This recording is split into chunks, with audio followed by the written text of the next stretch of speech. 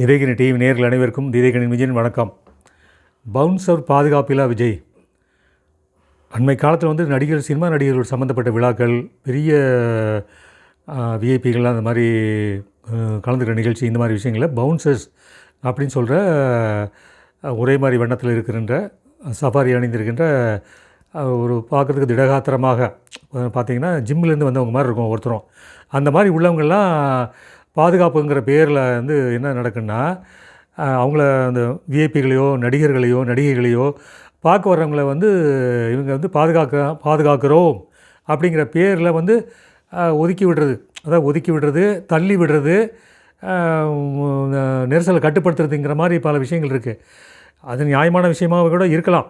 அது சினிமா விழாக்கள்லாம் பார்க்கும்போது ரசிகர்கள் வந்து ரொம்ப வேகமாக வருவாங்க, ஆர்வமாக வருவாங்க, தொடுவாங்க, கிள்ளுவாங்க, கட்டிப்பிடிப்பாங்க. இந்த பல விஷயங்கள் வந்து ஒரு தற்காப்புக்கு அந்த மாதிரி விஷயங்கள் உருவாக்கி வச்சுருக்காங்கங்கிறது வந்து பொதுவாக இருக்கிற விஷயம். இது வந்து இந்தியா முழுக்க அந்த விஷயங்கள் இருக்குது. அது என்னென்னா, இப்போ அரசியல் தலைவர்களுக்கும் அது வந்துருச்சு. அதாவது அதில் நியாயமாக சில விஷயங்கள் சில பேர் வந்து நெருங்கி வரும்போது அவங்களுக்கும் அந்த பிரச்சனை இருக்குது. அவங்கள தள்ளி விடும்போதோ இல்லை அவங்கள வந்து ஒதுக்கும் போதோ என்னாங்கன்னா அது அவமரியாதைன்னு நினைக்கிறாங்க. அதாவது ஒருத்தரை பார்க்க போகிறோம் அப்படிங்கிறப்போ இது எல்லாருக்கும் ஏற்படுற அனுபவம். இந்த அனுபவம் எல்லாருக்கும் இல்லாதவங்களுக்கு அனுபவம் இல்லாதவங்க யாருமே கிடையாது. அந்த மாதிரி நடக்குது. இப்போது சிஎம் ஆகட்டும், அதாவது முதலமைச்சர் ஸ்டாலின் ஆகட்டும், எதிர்க்கட்சி தலைவர் எடப்பாடி பழனிசாமி ஆகட்டும், எடப்பாடி பழனிசாமிக்கே பவுன்சர்ஸ் வர ஆரம்பிச்சிட்டாங்க. என்ன வந்து, அதாவது கூட்ட நெரிசல் வர்றது எல்லா இடத்துலையும் சகஜமான விஷயம். ஆனால் பாதுகாப்புக்கு வந்து கட்சியில் உள்ளவங்க, அதாவது எல்லோருக்கும் அறிமுகமான கொஞ்சம் திடகாத்திரமாக உள்ளவங்க இருந்தால் வந்து கொஞ்சம் மரியாதையாக இருக்கும். இது என்ன ஆகுன்னா, நியாயமான ஆளுகள் கூட வந்து அவமரியாதைக்கு உள்ளாகிறாங்க. அந்த மாதிரி பல விஷயங்கள் நடந்துக்கிட்டு இருக்குது. இப்போ விஜய்க்கும் அதே கதை நடக்குது. இப்போது விஜய் வந்து இது கொஞ்சம் திட்டமிடணும். அதாவது அவர் ரசிகர் மன்றத்தை சம்மந்தப்பட்டவங்களோ, இப்போ கட்சி தொடங்கியிருக்காங்களோ, அந்த கட்சி தொடங்கினவங்களோ எல்லோருக்கும் அறிமுகமான ஒருத்தர் இருந்தால் தான் வந்து வர்றவங்க யார் சரி யார் சரியில்லை அப்படின்னு கொஞ்சம் ஃபில்டர் பண்ணுறதுக்கும் அதை வந்து வடிகட்டுறதுக்கும் கொஞ்சம் சரியாக இருக்கும். அந்த கோணத்தில் யோசிக்கணும். எந்த ஒரு தலைவராக இருந்தாலும் எம்ஜிஆர் இந்த விஷயத்தில் ரொம்ப கரெக்டாக இருந்தார். அது மாதிரி பின்னாடி வரவங்க யார்கிட்டையும் அது நம்ம பார்க்க முடியல. விஜய் பொறுத்தவரையில் இந்த பனையூரில் இருக்கிற அவருடைய அலுவலகத்துக்கு இப்போது மாவட்ட நிர்வாகிகள் தேர்வு நடந்துக்கிட்டு இருக்கு. எல்லா மாவட்டங்களுக்கு நிர்வாகிகள் தேர்ந்தெடுத்துக்கிட்டு பணி நடந்துக்கிட்டு இருக்கு. அதுக்காக வந்து போகிறாரு விஜய். இப்போது 2ஆம் ஆண்டு தொடங்கியிருக்கு தமிழக வெற்றி கழகத்தினுடைய அந்த கட்சி தொடங்கி. இதுக்காக வராரு.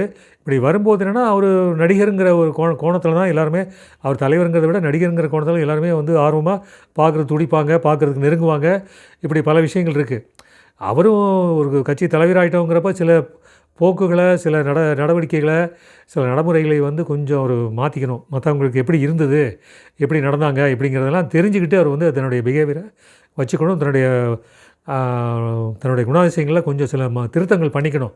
எப்படின்னா, அவர் வரும்போது இப்படி கையை தூக்கி வணக்கம் சொல்கிறதுங்கிறது ஒரு மரியாதை, அது ஒரு விஷயம்.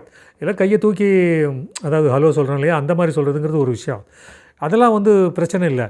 அவர் அந்த ஆசீர்வாதம் பண்ணுற மாதிரி இந்த இப்படி அது ஆரம்பத்தில் வந்துக்கிட்டே இருந்துச்சு. இப்போ திரும்பவும் மறுபடியும் அதே தான், அந்த போக்கில் தான் போகிறார். அது லட்சக்கணக்கான ரசிகர்களை கொண்டிருக்கின்ற, இப்போ அவங்க தொண்டர்களாக மாறிக்கொண்டிருக்கும்போது வந்து பொதுமக்களும் அவரை பார்க்க வருகின்ற அந்த சந்தர்ப்பத்தில் வந்து தன்னுடைய அணுகுமுறையில் பாடி லாங்குவேஜ், உடலியல் மொழின்னு சொல்கிறாங்க இல்லையா, அந்த பாடி லாங்குவேஜும் மாற்றிக்கணும். இப்போ பார்க்குறோம், ஒருத்தர் காலில் வந்து விழுகிறாரு. விழுந்தவரை இப்போ அது என்னமோ ராகுலோட பேசின பழக்கம் வேணதில்லை. பேண்ட்டில் ஒரு பாக்கெட் அப்படி கையில் வச்சுக்கிட்டு ஒரு கையில் அவரை பிடிச்சி அப்படியே தூக்கி விடுறாரு. ஒரு கையில் பிடிச்சி தூக்கி விட்டு அவர் என்னமோ சொல்கிறாரு. கீழே விழுந்ததுக்காக சொன்னாரா இல்லை என்ன சொன்னார்னு தெரியல. அவர் வந்து கையை தொட்டு கும்பிட்றாரு. சரி அப்படி கையாட்டிட்டு அப்படி போகிறார்.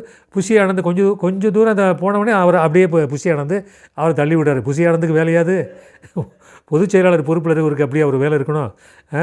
அவர் தான் பார்த்தா அங்கே உள்ள பவுன்சர்ஸு இவங்க எல்லாமே அப்படி தள்ளி விடுற வேலையை பண்ணுறாங்க.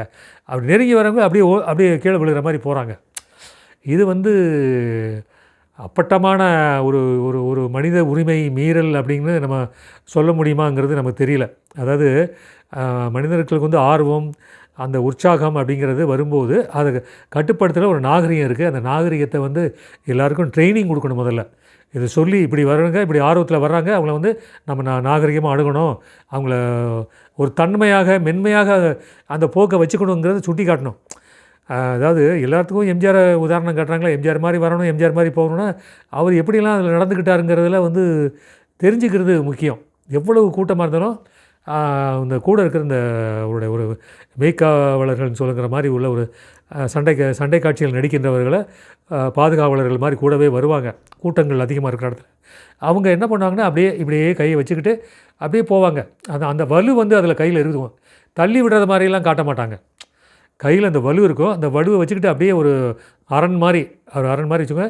எம்ஜிஆர் அவர் கையை கூப்பிக்கிட்டு அப்படியே வணங்கிக்கிட்டு கூட்டத்துக்குள்ளே வேகமாக போவார். அவரோட வேகத்தை பார்த்துட்டு ஜனங்க ஆட்டோமேட்டிக்காக வழி விட்டுருவாங்க. அந்த மக்களுடைய உணர்வுகளையும் மக்களுடைய அந்த சிந்தனைகளையும் கரெக்டாக புரிஞ்சு வச்சுக்கிட்டு அந்த பிஹேவியர் எம்ஜிஆர் வச்சுக்கிட்டு இருந்தனால தான் வந்து கடைசி வரைக்கும் மக்கள் மத்தியில் அவருக்கு வந்து அந்த செல்வாக்கும் அந்த பிரபல்யம் வந்து மாறவே இல்லை, மாறாமல் இருக்குது இன்றைக்கும். அவருக்கு அப்புறம் கூட அது அந்த சிந்தனை போக்கில் அவர் போனதனுடைய விளைவு. யாருக்கிட்டையும் வந்து அவர் இந்த மாதிரி பண்ண மாட்டார். நான் ஒரு நிகழ்ச்சியில் பார்த்தேன். அவர் வந்து ஜனங்கள் மத்தியில் அது அமெரிக்கா போயிட்டு வந்து குணமாகி சிகிச்சை பெற்றதுக்கப்புறம் வந்து டாக்டரோட அட்வைஸை மீறி வந்து கூட்டங்களை வந்து அவர் வந்து கலந்துக்கிட்டார். கூட்டங்களை வந்து ஆர்வமாக அவரே வந்தார். போலீஸ்காரங்க இருந்தால் கூட இவர் அப்படியே வரும்போது என்னங்கன்னா தானாகவே அவங்க வந்து விலகிடுறாங்க. அப்படியே அது ஒரு ஆர்வமாக உற்சாகமாக வந்தாலே எதிரில் உள்ளவங்க வந்து விலகி கொஞ்சம் அப்படியே மூவ் ஆகிடுவாங்க. அந்த எண்ணம் தானாக வந்துடும். அதை உருவாக்கணும்.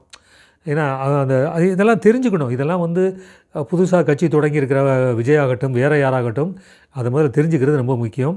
அதை வந்து ஒரு பண்ணிக்கணும். அது இனிமேலாவது வந்து இந்த அணுகுமுறையை இந்த அதாவது மென்மையான ஒரு தன்மையான போக்கில் வந்து அவங்க தங்களை மாற்றிக்கணும் அப்படிங்கிறது இந்த சந்தர்ப்பத்தின் வாயிலாக கேட்டுக்கொள்கிறோம். நன்றி, வணக்கம்.